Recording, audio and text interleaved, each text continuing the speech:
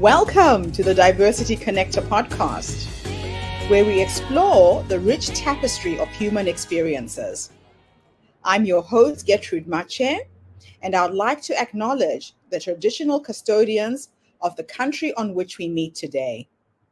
I would also like to pay my respects to elders, past, present, and emerging, and together as we dive into conversations that bridge cultures, challenge stereotypes, and celebrate the unique perspectives each of us brings to the table. Each episode is a journey through stories and insights from a kaleidoscope of voices, each sharing their colorful narrative. Whether you're at home, on the go, or just anywhere in between, you're now part of a community that values understanding, inclusivity, and the beauty of diversity. So plug in your headphones, get comfortable, and let's connect through the power of our shared stories.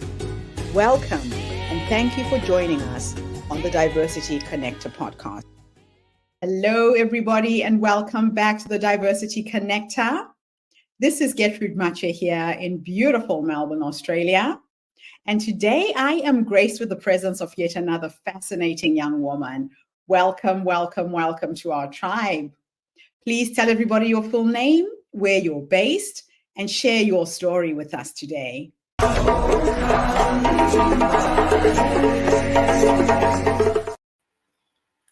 Hi, thank you so much, Gertrude, for this invitation.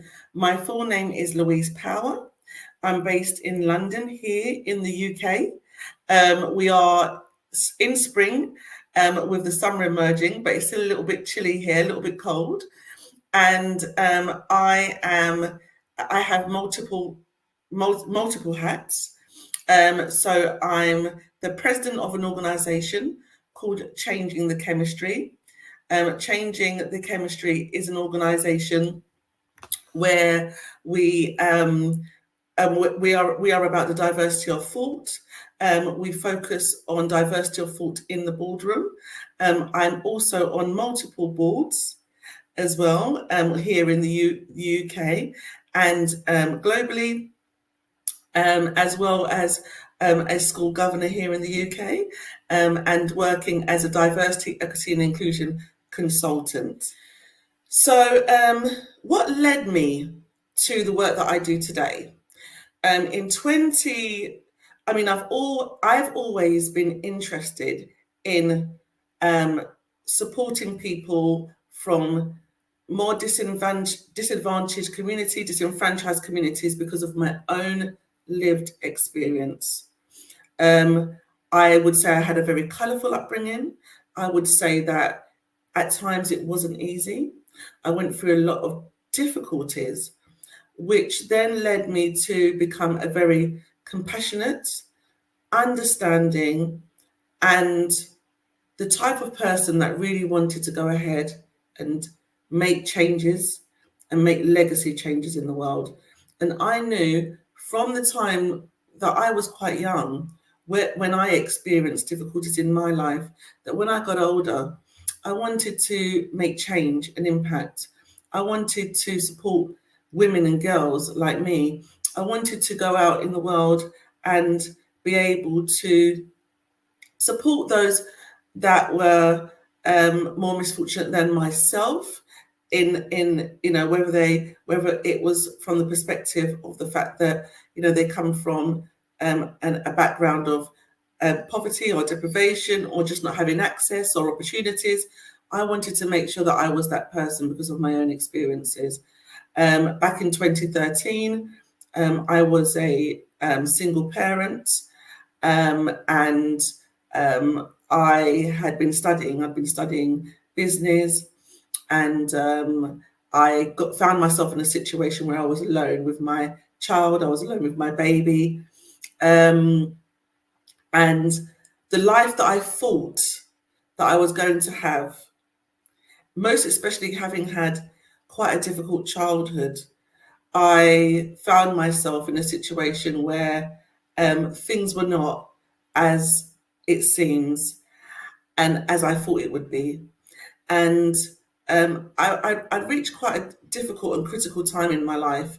And that was when I decided really that I was going to really home in on my resilience. And I decided at that point that I was going to start my own business, because childcare and the opportunities to go to work in the same way that I did previously were not available. I wasn't able to go and into the city and work late and things like that, because my personal life just didn't attribute to those opportunities in the same way. I didn't have the childcare, and I was pretty much having to look after my son 100% of the time on my own. And I'd move back home to a little apartment, and life was very different to what I had expected it was going to be. So fast forward, I decided I was going to start a business, and I was going to support women and girls like myself. So I went ahead and I started, I done my business degree, and then I went ahead and started a business supporting other entrepreneurs and other small businesses. So I was like an intermediary service supporting entrepreneurs and small businesses and startup companies within, first of all, Black and Asian ethnic communities, and then branching out and working with larger SME organizations.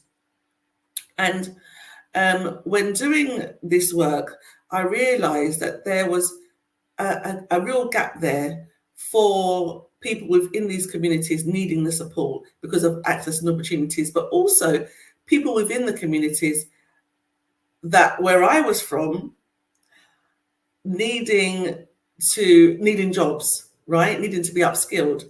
I then got an opportunity to grow my business and start work within the London Olympic Park, where I started another organisation.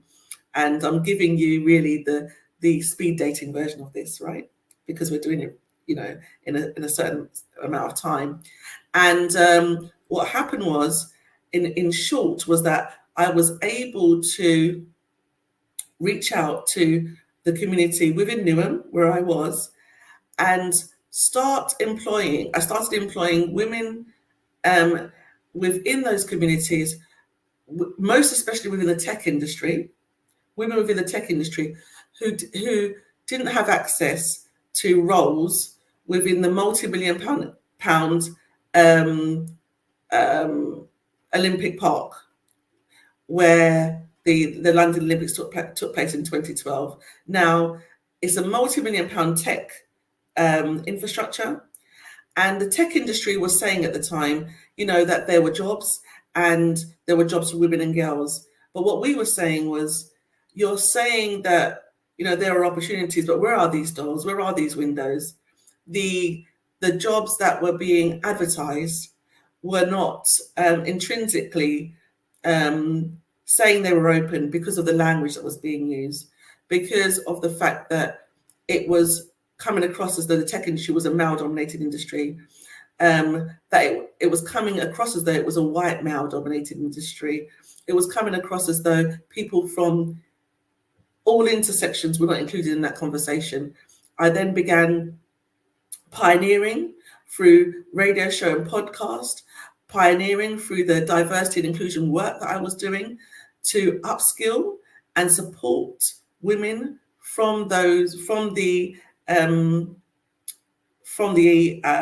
support women from the geographical area of the London Olympic Park, and employing those women into roles within those startup and growth companies. Wow. What an incredible journey you've had. Just listening to you speak, the challenges that people of color go through, and having to create a seat at the table when there isn't a seat. It's just absolutely incredible. So, reflecting on your career, could you share a particularly impactful moment or project that solidified your commitment to fostering diversity and inclusion within organizations? Wow, I have so many. And I don't know where to start, but I'm going to use an example with where I am now. I'm the president of an organization called Changing the Chemistry. And that title alone did not come with, by any means, how can I put it? It didn't come with, like, there was no test without testimony, for example. You know, there's real backstory there.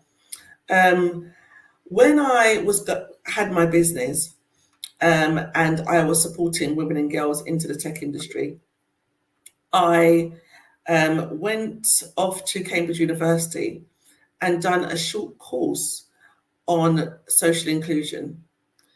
And whilst I was there, I was able to network with people within the diversity and inclusion sort of industry globally, because people were doing the course from all over the world.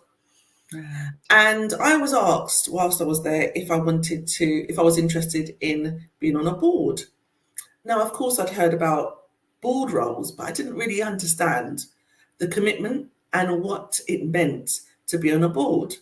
Where I come from, and within my family, nobody within my family had spoken about being a board member. And the communities where I come from, people were not on boards and certainly didn't speak about being on boards. So I looked more into it, and we had these conversations about what it meant to be on boards. And there I began working with the organization as a volunteer.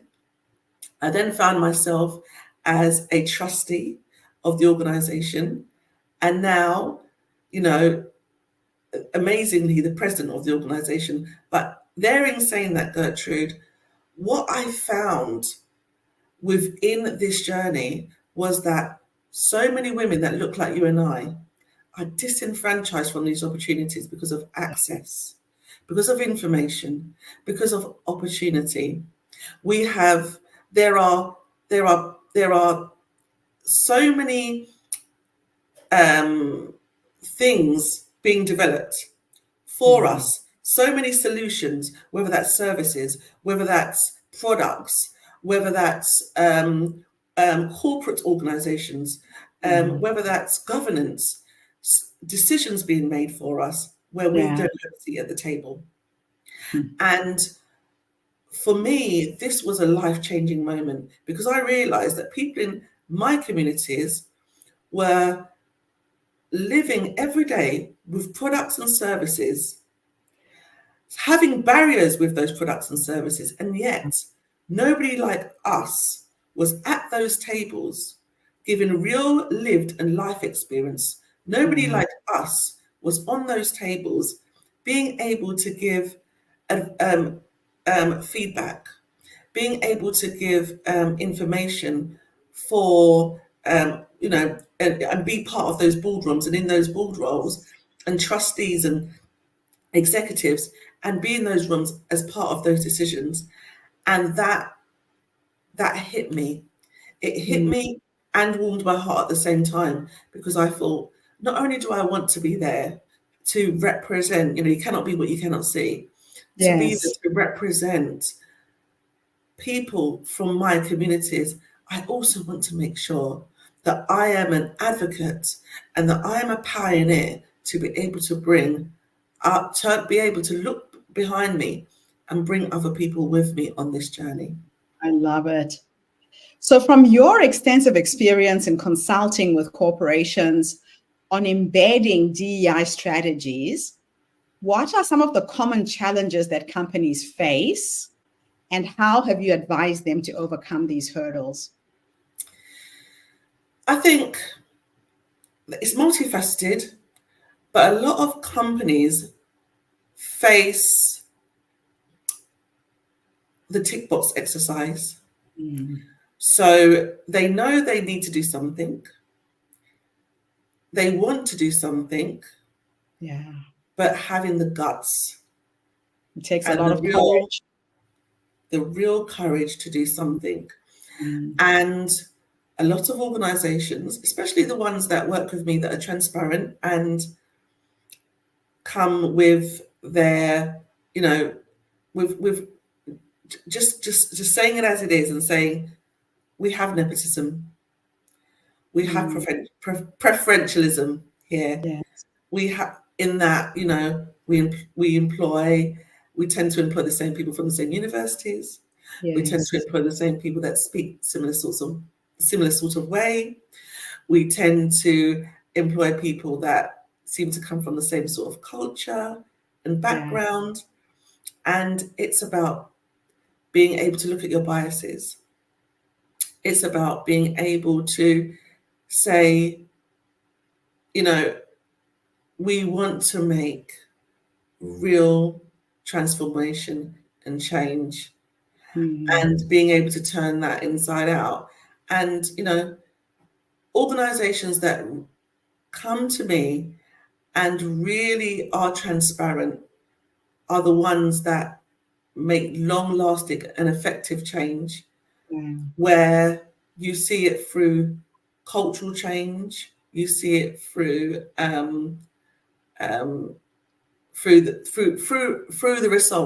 results, Yes. through and also through financial growth as well, because people don't realize that diversity, equity, and inclusion is the spine and thread of growth within an organization. You cannot have much the same of the same all the time. And in order to really grow and develop your organization, you really need to be thinking about things in a way that takes us away from our norm and our comfortabilities. And just getting out of your comfort zone. So let's talk a little bit about the role of media in D&I. Given your work in bridging the gap for underrepresented groups through media, what roles do you believe media plays in shaping conversations around diversity and inclusion? Massively. Media has a massive impact in shaping. I have a radio show and podcast, as you know, and it's so important for us to have these conversations, these real conversations. Sometimes within the corporate industry, we have our professional hats on, but I think I think sometimes we need to be able to look at things from a professional and personal perspective. When I'm speaking to clients, or we're having sort of like a fireside chat, I remember through the power of media, having a conversation with some people that worked for a very large organization, a large corporate organization, an airline that we all know. And through the power of media, one of the employees was able to be very transparent with me. And she said, look, I don't just want to increase diversity and inclusion in the office. I know, and I realized through this conversation, I need to start at home. And it was very powerful that by the end of the session, this senior line manager was asking me, how can I get books for my child for people of color? So for people of color. So in that, she wanted to bring those diversity and inclusion books into the home, realizing that it started much earlier. Much earlier, right? So, and she wanted to expose her daughter to books with Black characters and African and Caribbean characters, and and I thought that was really, really powerful. So I think that media plays such an important part of what it is that we're doing to get the message across, to hear people's stories, to be able to share lived experience and information, to be able to listen. And corporations, what they really need to do is to invest in the people like ourselves that are able to contextualize the information and share this with the world, because Yeah. it's not every day that you're going to be able to speak to executives and senior leaders, directors that are in the organizations and decision makers. So media No. is extremely powerful in EDI. So let's go beyond gender and race. Diversity and inclusion often focuses on gender and race, but how do you address and integrate the broader dimensions of diversity, such as neurodiversity, in your consultancy? Very good question. Now, with neurodiversity, intersectionality, I'm very passionate about intersectionality Right. because the layers of being from a black or other background, being Mhm. neurodiverse, being from the LGBT community, having a disability, and so on. I think that, I just love talking about intersectionality because I realize as well that the more intersections you're from, the higher the ceiling. Right. Yeah, the further to the finish line because of the Yeah. barriers you have to face. Yeah. Um, and neurodiversity, I mean, it's very interesting actually because I've just had a client where one of the employees has got neurodiversity, but that neurodiversity was being overlooked. Right.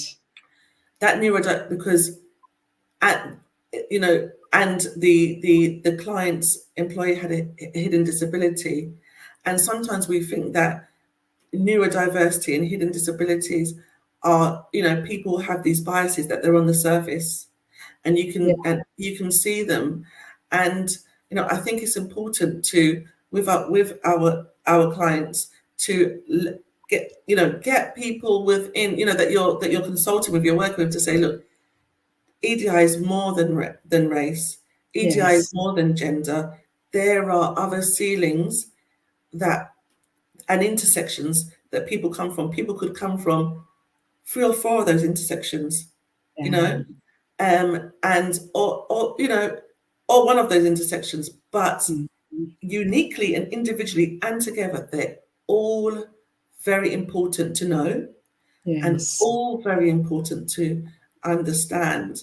And um, you know, I think one of the things about neurodiversity as well is that sadly, people have neurodiversity, either whether it be ADHD or some other kind of neurodiversity in the workplace, and they're not Mhm. receiving the support.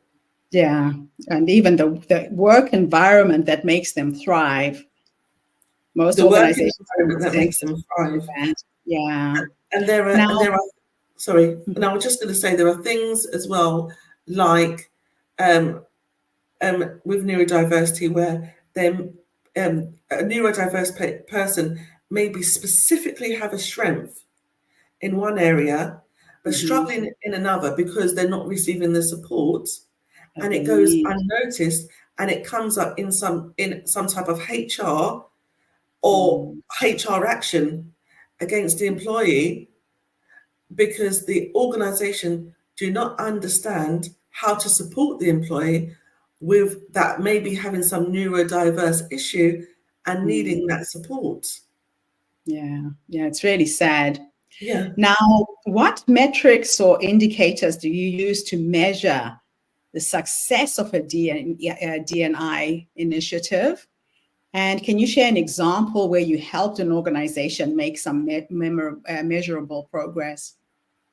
Yeah, I was working with an organization where they was having real difficulties in their progression. The organization was finding that there was a particular sector of people within the organization that were not being promoted.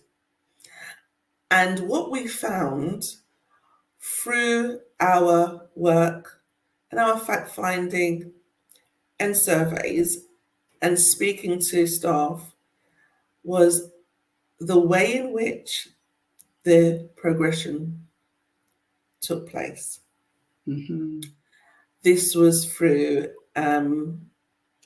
a type of interview where the candidate had to stand in front of a panel and do a presentation. Now, some may say it's a standard thing to do, but Right. actually, if you're from a particular background or you have neurodiversity, like we just spoke about, that Yes. may not be the case.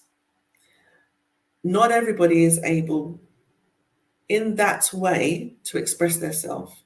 Yeah. Some people find it more comfortable, perhaps, to do a presentation in a pre-recorded format. Yes. Some people may like to do a presentation in a hard copy written format, because we are all unique and individual. And just because something is developed 25 or 50 years ago, it doesn't mean that it's still fit for purpose today. Yeah. Yeah. So we looked at that, and we realized that there were employees from that went to also, for the majority, fantastic universities, and they were able to articulate themselves, and they'd done presentation skills, and they'd done public speaking, and it came across as though they were then more prepared Yes. and able to do those roles Right. than the other candidates who actually were very experienced, but were not able to perhaps express themselves within that 45-minute panel in the Yes. same way, because of the expectation of the way that they had to introduce and themselves. So in saying this, what we done, we worked on going forward the way in which these progression and the way in which these panels would now be how things would be conducted going forward. And we were Right. able to shape 3 or 4, I think in the end we had 4 or 5 versions actually of what that would look like, so that it would be able to now, no one was boxed in with how it is that they wanted to put their package together, giving people Right. an opportunity. People weren't shying away. When it came to progression, they were able to say, oh, no, I'd like to put myself forward, because there's not a barrier between me and putting myself forward anymore. I'm able to now express myself in my own unique way, and Yes. share that colourful experience with the panel about why I'm the candidate for progression, why I'm the candidate for promotion, why I'm, and through metrics and through looking at things over 6 months to a year, we were able to see those numbers increasing.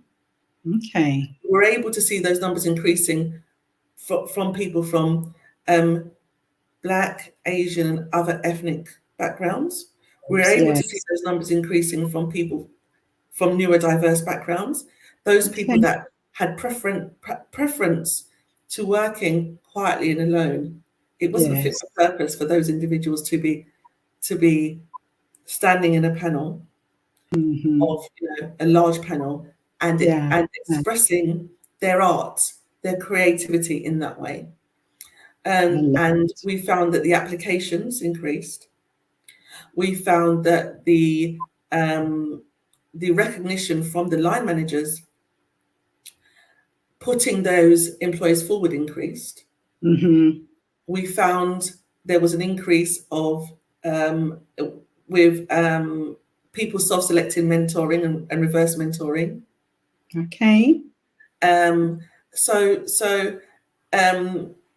We were able to do a parallel comparison from of the years and really take the data and see what that difference had made through data analysis. And it was really powerful, Gertrude.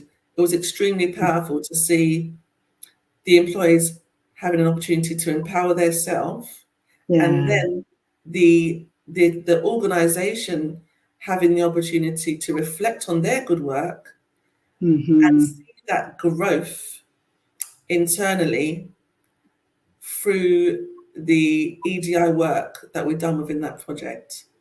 I love it. That's just incredible and so needed. So based on your experience and insights, what emerging trends do you foresee in the field of diversity and inclusion in the next, say, 5 to 10 years? Well, I'd like to see things starting younger, like, you know, what we spoke about earlier. In that, I think that the pipeline for EDI is really educating people from school age. So educating the educators that educate the children and young people. Yes. And also educating the young people of the future. I think it's important for intersectionality. I think it's important for, you know, the growth of the human spirit. For this to start from a very, you know, when I say very young age, I mean, you know, sort of like a primary school age, for young people to understand, you know, difference and celebrate difference, and also for, you know, the opportunity for I would say just for it to start at a young age. So I think in terms of trends, that's what I'd like to see. I think there's something around the boardroom as well. I think the boardroom, I think if we're looking at over the next couple of years, I think that there's going to have to be, and I think there will be some surrender in terms of the fact that, you know, Shirley Chisholm said, if they don't give you a seat at the table, bring a folding chair. I think the likes of you and I have been bringing our folding chair and squeezing ourselves into those gaps. Places, and we are grateful for the people that are creating those gaps. But I think one of the trends going forward will be that, you know, fortunately, some of these large corporations, the Fortune 500 companies and everything else, they will be saying, there's something we need to do here. Our large corporate organizations, committees, you know, within governance, there's something we need to do here to make these rooms more diverse, because it's not working. Yeah, definitely. It isn't working. It isn't. So what would you say has been one of your life's greatest achievements? Wow. Let me see. I know exactly what my life's greatest achievement was.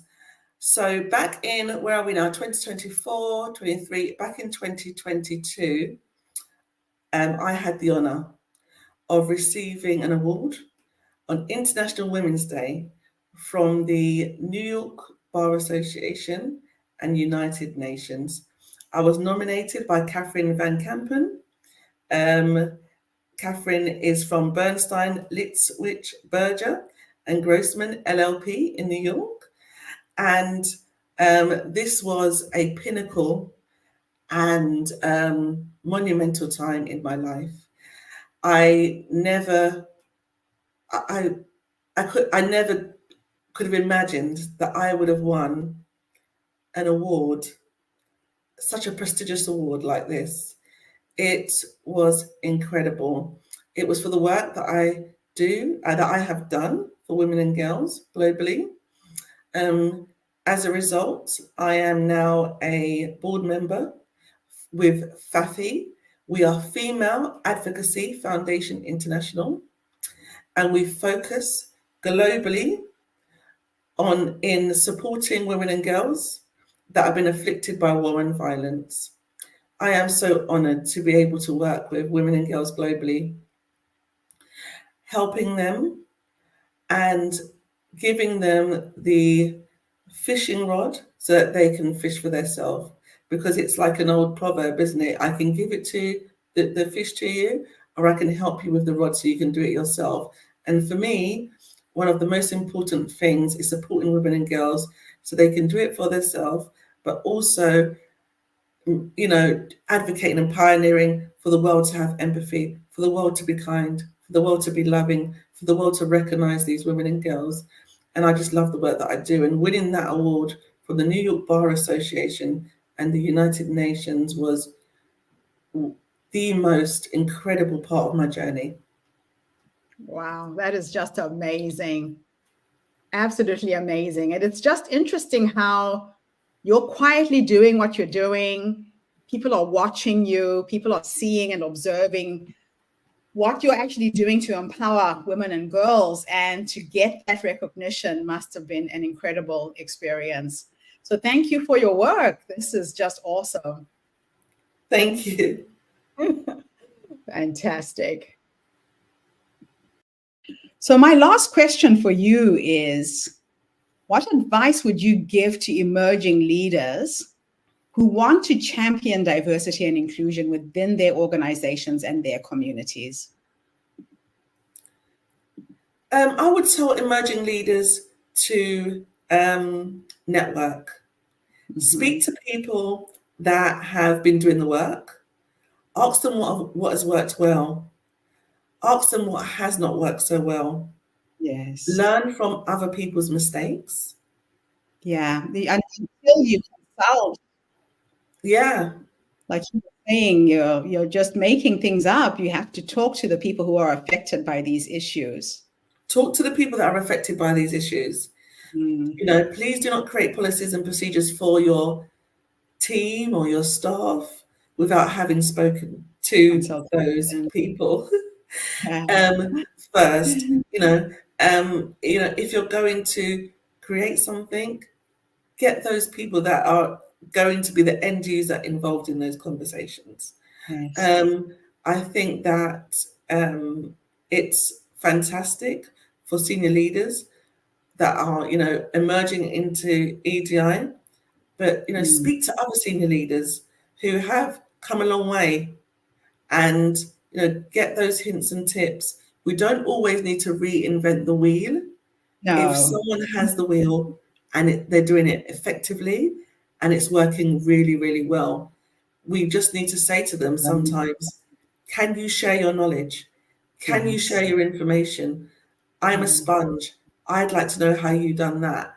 And then what I will do is maybe tweak and tailor it slightly to fit my organization. My organization may be smaller. My organization may be in a different part of the world. Your organization may be in the heat. My organization may be in the cold. But if we have the foundation and the foundation is great and it's working well, let us share it. Let us talk. Let us be in community with each other. Yeah. That's amazing. Well, listen, thank you so much for coming online today and sharing your knowledge, your wisdom with us. This is a topic that is very, very close to my heart. It excites me when I find other women out there who are movers and shakers in the field. So thank you for the privilege of interviewing you tonight. You are so welcome, Gertrude. Thank you ever so much for having me.